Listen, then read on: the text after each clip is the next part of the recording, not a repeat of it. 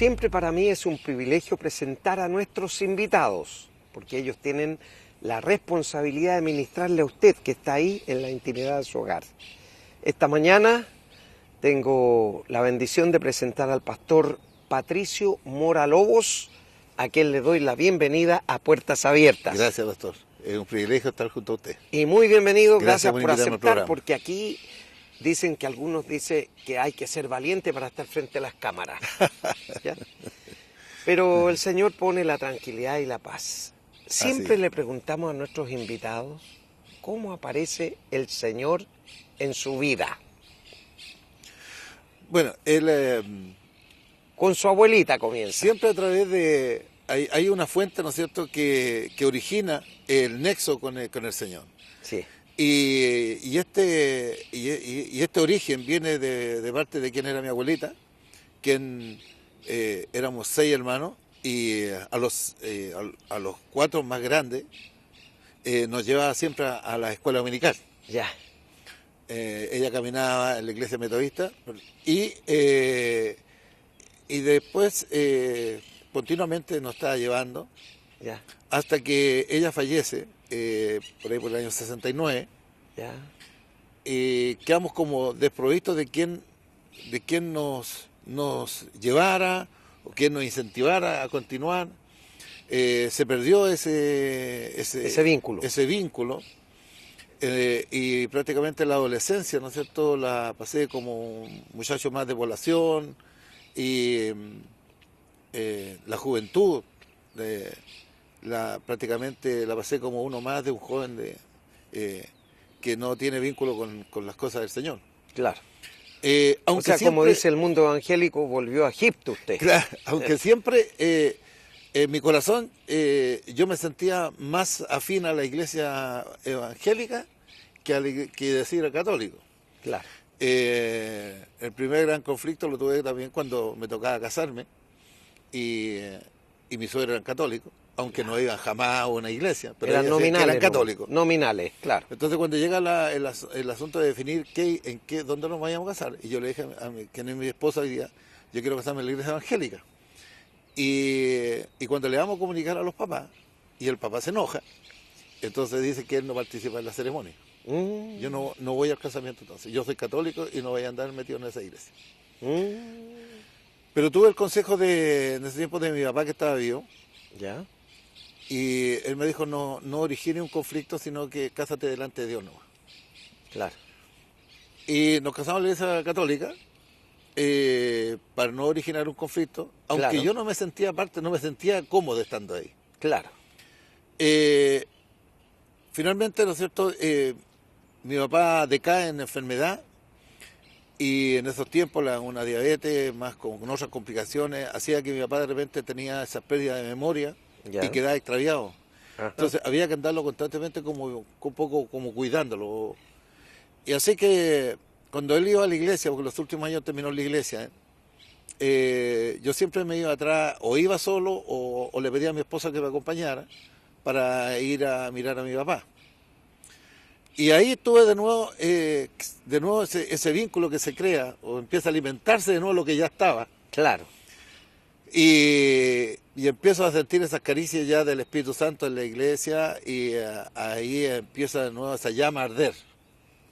Empieza de nuevo ya después ya me gustaba ir. Ya me gustaba ir detrás de mi papá para estar también en la iglesia. Me corrían las lágrimas cuando los hermanos saltaban, empezaban a danzar. Es una cosa que me estremecía mucho, me emocionaba mucho. Y finalmente mi papá muere en enero del 88, y ese día fue muy, muy determinante para mi vida, porque ese día fue un hermano a ministrar el servicio, y él dice una frase que es clave. Él dice, ha muerto el hermano Miguel, que era mi papá, y dice, uno de sus hijos está llamado a ocupar su lugar. Y en ese momento viene algo que ahora yo entiendo que fue sobrenatural, porque fue de Dios mismo, que fue como un rayo que cae sobre mi vida. Y siento la voz dentro de mí que dice que era yo el llamado. En ese momento yo no le dije a nadie, no lo comuniqué a nadie, pero yo sabía ya por dentro de mí que Dios me había dicho eso. Tenía un hermano yo que era pastor, que falleció lamentablemente en el 2005, y tenía una iglesia en San Antonio. Y en una de las visitas a la playa, yo voy a su servicio, a su iglesia, y ahí fue en uno de esos domingos que estaba ahí, que el Espíritu Santo ya tomó dominio de mi vida y autoridad, y lo único que recuerdo es que perdí la noción y vine a despertar adelante en el púlpito mismo, estaba tirado, era un mar de lágrimas, vine a volver como en sí, porque fui absolutamente desbordado por el Espíritu. Dios me hizo sumergirme en ese río precioso de su Espíritu. Y ese día surgió ese enamoramiento con el Señor. Me sentía que me había enamorado el Señor. Qué Es lindo. como cuando uno va a pedirle la mano a la novia y la novia le dice que sí, y se va pero feliz de la vida porque le dijo que sí. Era ese día para mí como que había tenido ese encuentro con el Señor. Y, y así surgió, ¿no es cierto?, lo que hoy en día el Señor, ¿no es cierto?, me tiene pastoreando ya más de 20 años. Y de verdad siento que es un verdadero privilegio como el Señor fue dándole el molde a lo que Él quería de mí. Claro. Porque de repente cuando uno siente que el Señor lo quiere usar y uno dice, Señor, pero yo no tengo, ni siquiera tengo algo que pueda servirte, pues uno piensa decir, ¿cómo lo va a hacer si yo estoy de esta manera, estoy de esta otra? Pero es impresionante cómo el Señor empieza a moldear nuestra vida. Cierto. A través de pruebas mismas, lo podemos ver en la Biblia, como el Señor, ¿no es cierto?, de repente permite que seamos moldeados, hay veces en las circunstancias o en una prueba, para que entendamos que depender de Él siempre va a ser victoria, siempre va a redundar en bendición. Y a través de eso, de cada una de esas pruebas o de esas experiencias con el Señor, que Él fue moldeando mi vida a lo que Él quería.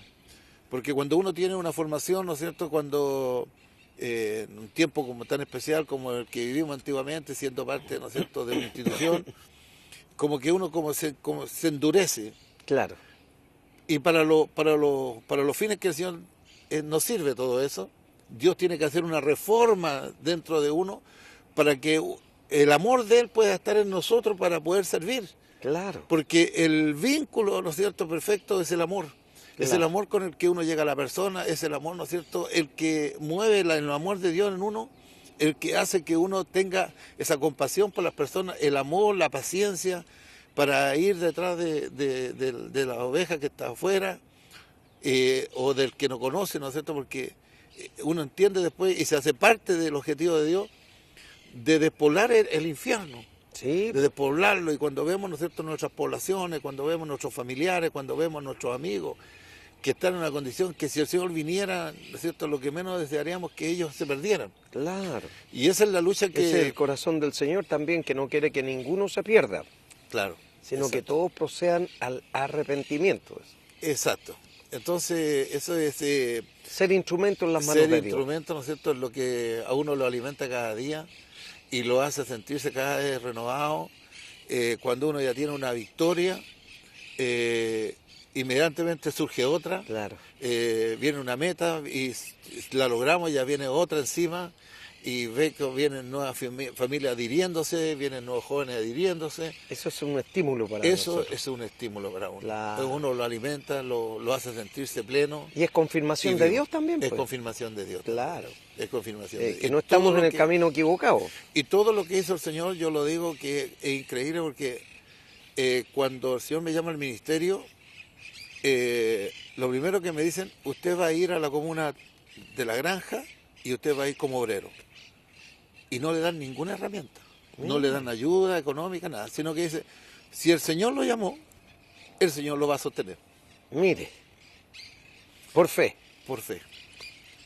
Y entramos con mi esposa en un lugar, después de recorrer muchos lugares, alguien nos dijo, y esto fue, mire, ¿cómo hace el Señor? Porque un día X voy con mi esposa de la mano y le digo yo, vamos a comprar el pan.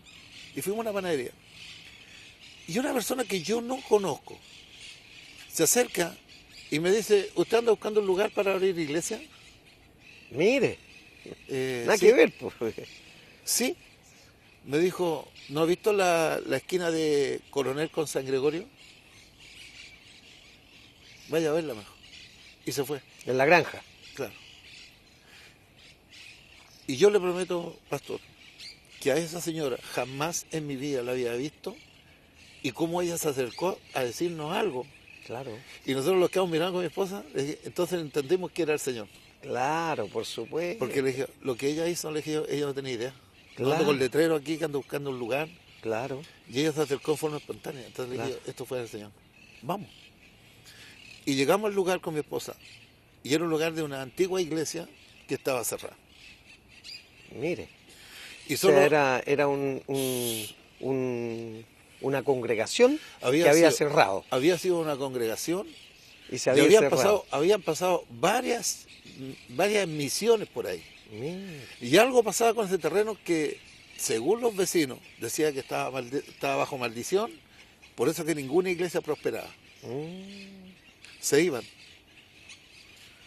Y entonces nosotros llamamos a los cuidadores, porque llamamos y salió un señor, un hermano, y le digo yo que nosotros queremos arrendar la iglesia.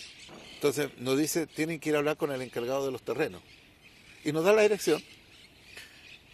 Y yo partí a hablar con él. Y cuando llego a la puerta del lugar, le digo, Señor, en tu nombre voy. amén. Y ahí vamos a quedar, Pastor Patricio.